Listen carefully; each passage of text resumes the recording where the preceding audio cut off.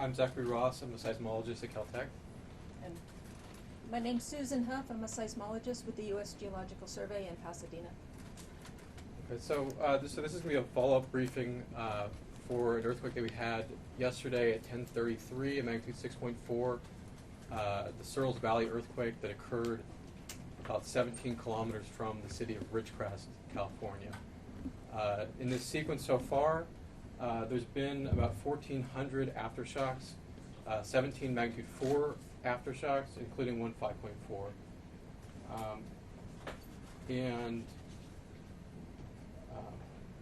So the fault itself.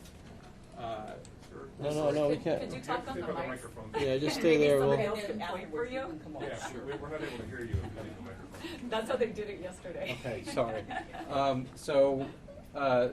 This event occurred within the Little Lake Fault Zone. It looks like, to the best that we can tell so far, that there are at least 2 faults that are involved with this earthquake. And there's about a 6% chance that there will be a magnitude 6 or larger earthquake in the coming days, but that will go down with time that has passed.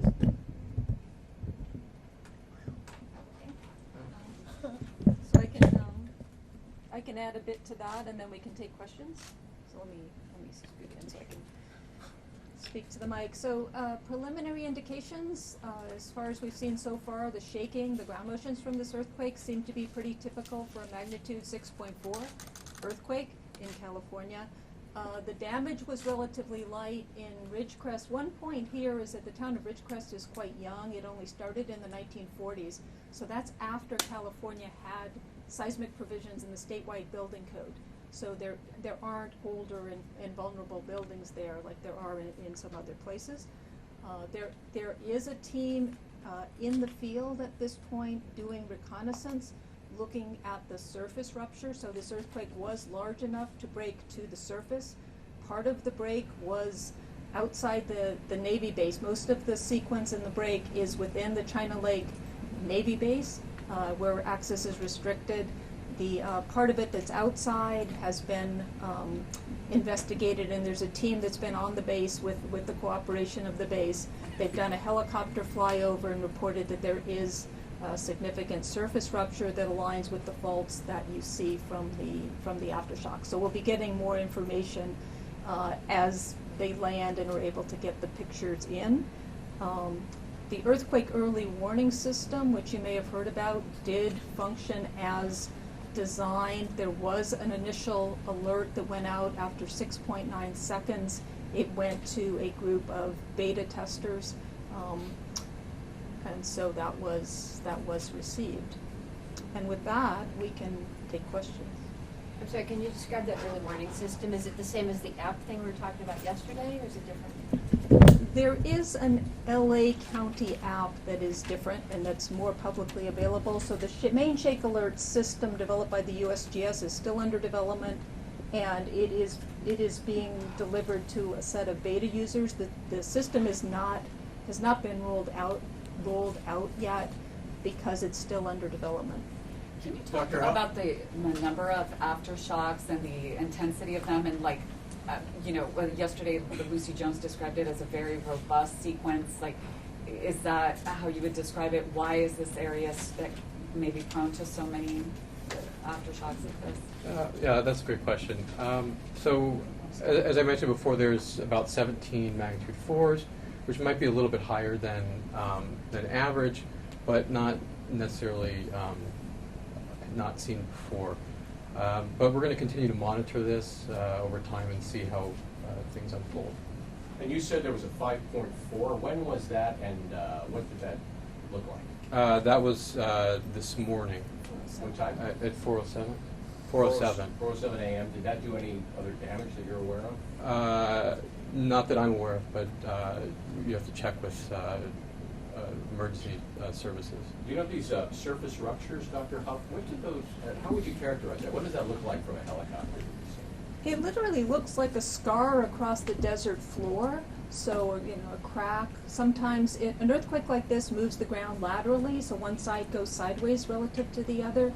In the desert, it's hard to see because you're just offsetting sand and tumbleweeds, but you can see the cracks that have a little bit of opening to them. So we'll be seeing pictures of that very, very soon. Some of them are on social media already.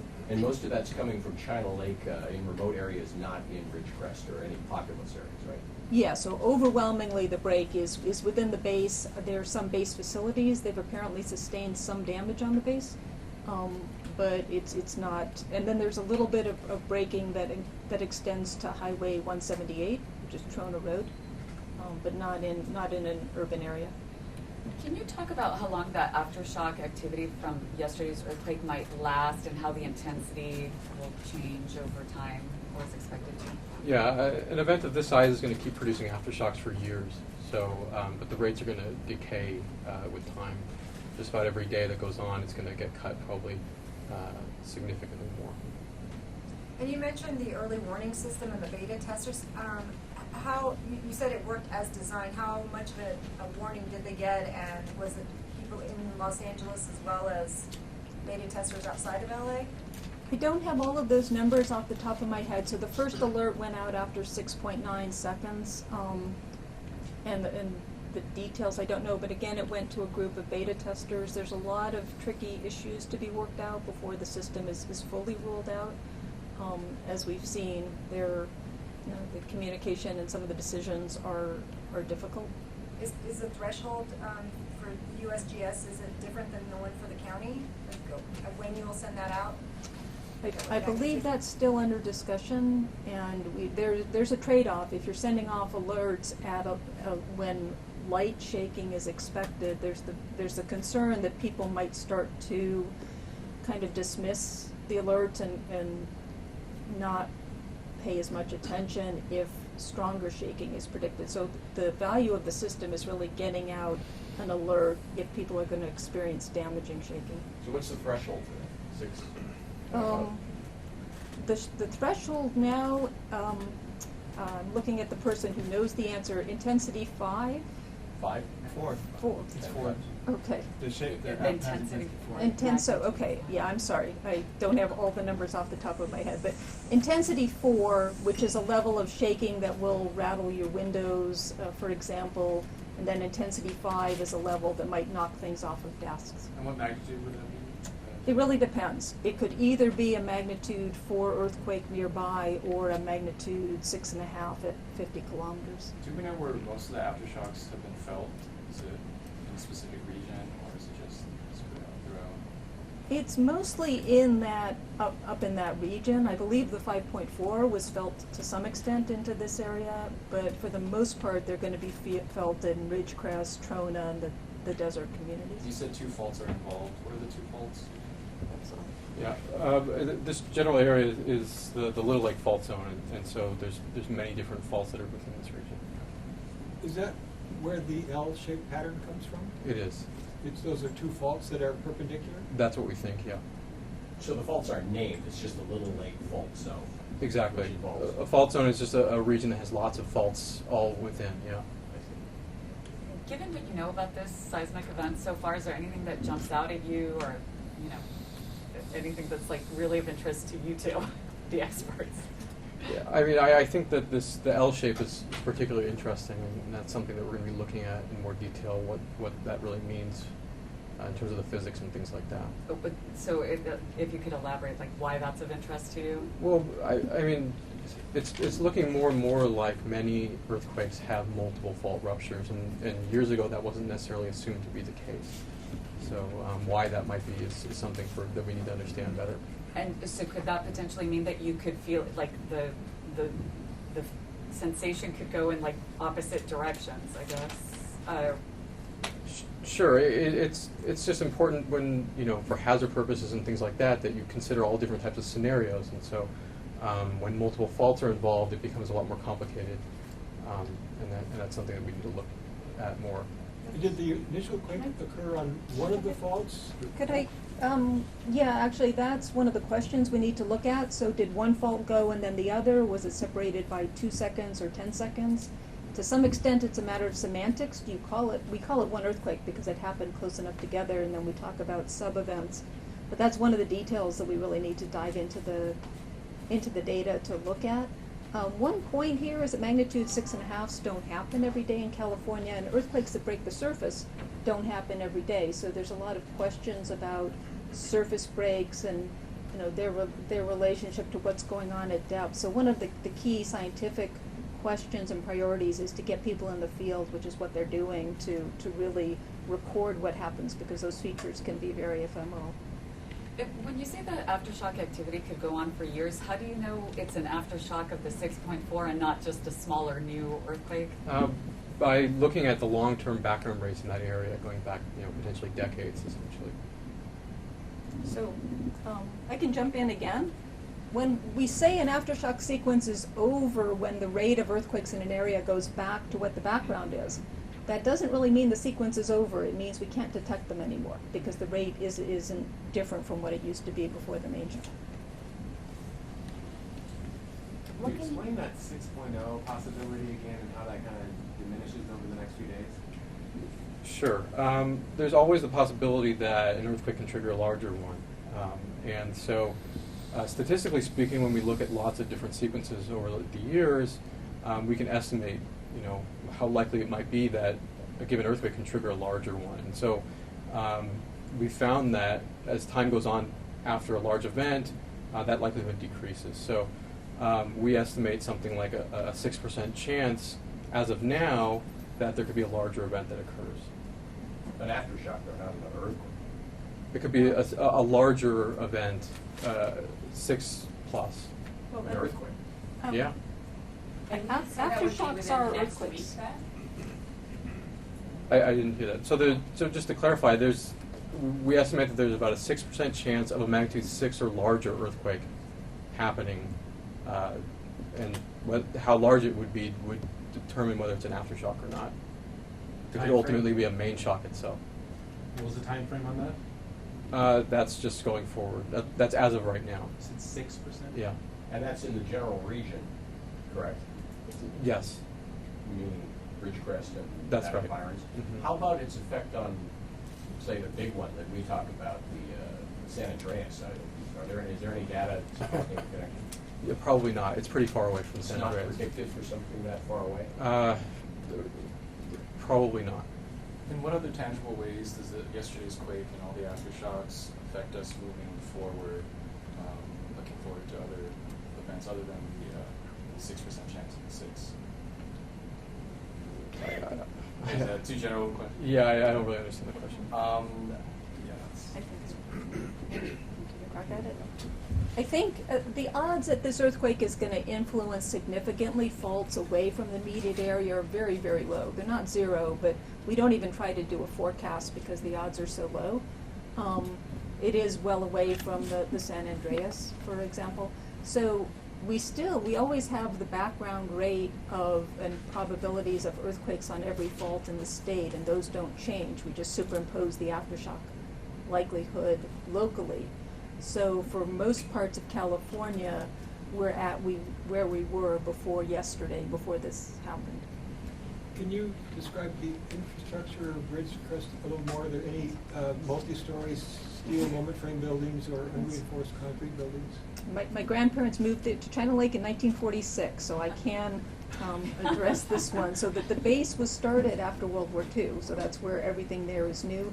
There aren't really any high-rise structures. There are department store type buildings. There are a few multi-story, 2-3-story buildings on the base, but again, those would have been built after World War II. Within Ridgecrest, it's mostly single-family homes. It's mostly wood frame, and they all would have been built at least to the building codes as they existed in 1933, which is after the Long Beach earthquake taught us about the peril of unreinforced masonry. Would the malls be post-Northridge? The newer homes would be, and so the building codes have gotten better in time, and the earthquakes have revealed vulnerabilities, and so the codes have been strengthened. But any house that's sold in California with a mortgage has to be bolted to the foundation, for example.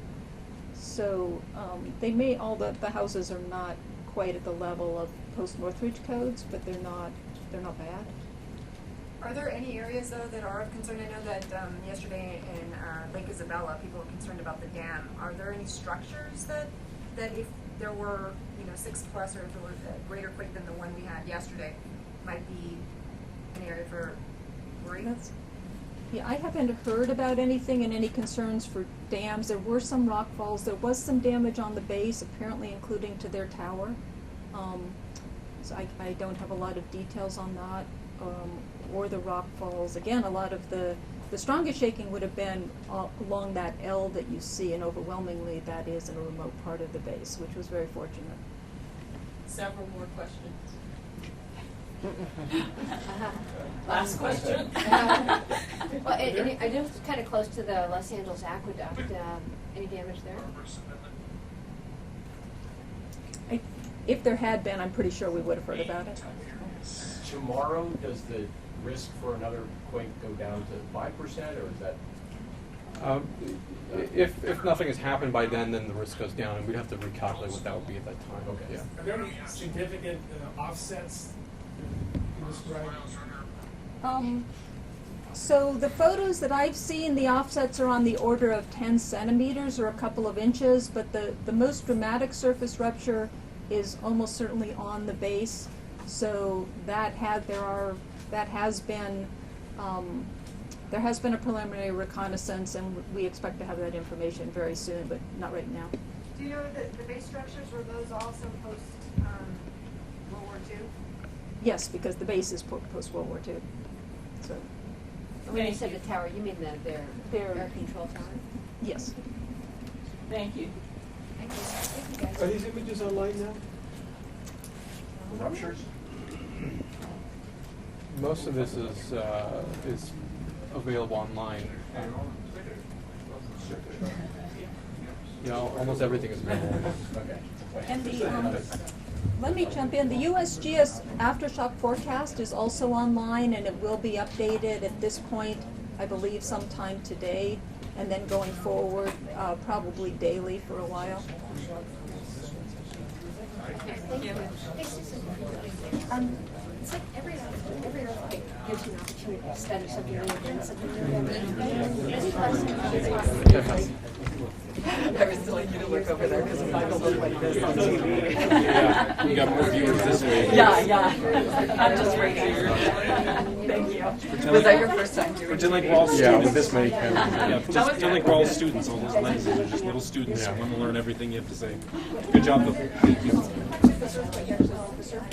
We're going to conduct the interview in Spanish now, so if you want one-on-ones, the seismologist